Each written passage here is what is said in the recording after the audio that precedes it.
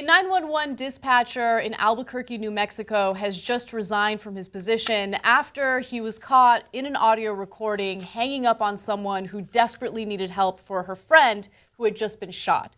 Now, this story involves dispatcher Mathew Sanchez of Albuquerque, New Mexico. And unfortunately, there was a 17-year-old man or kid who was shot through a drive-by shooting while he was watching his friends play cards at a friend's house. Now, after he was shot, his 17-year-old friend, Esperanza Quintero, called the 911 dispatcher, and here's what happened. As we speak, I'm keeping him alive. Okay, is he not breathing?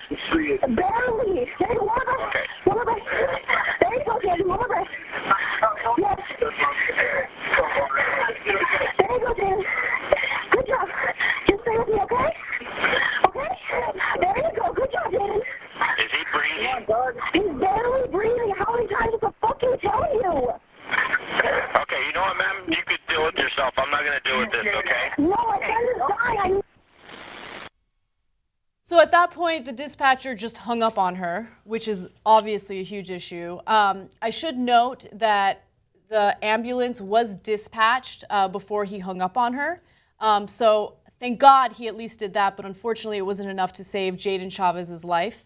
But you as a dispatcher need to stay calm and not get irritable like that and hang up on someone who's obviously very, very scared for her friend.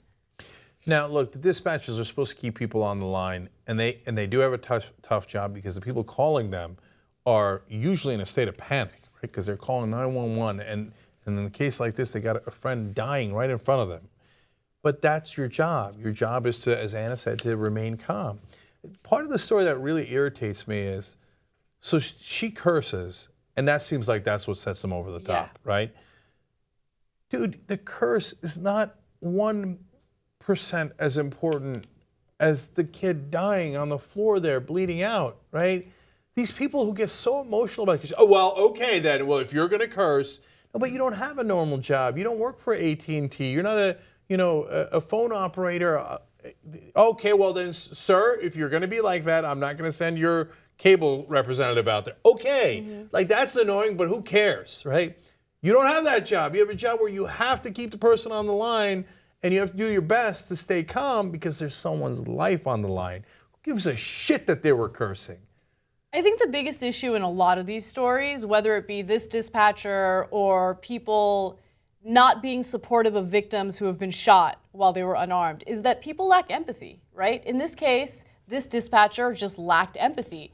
You have to have an understanding of what the person on the other line is going through, especially if you're a dispatcher, right? You have to understand that they're going to panic. You have to understand that they're going to be unreasonable, and it's because they're dealing with a tragic situation.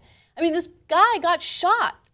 Even if it isn't for the cursing, somehow this guy felt like he was offended. Yeah. Well, your offense is a lot less important than the guy dying. If you're that thin-skinned, go get another fucking job, okay?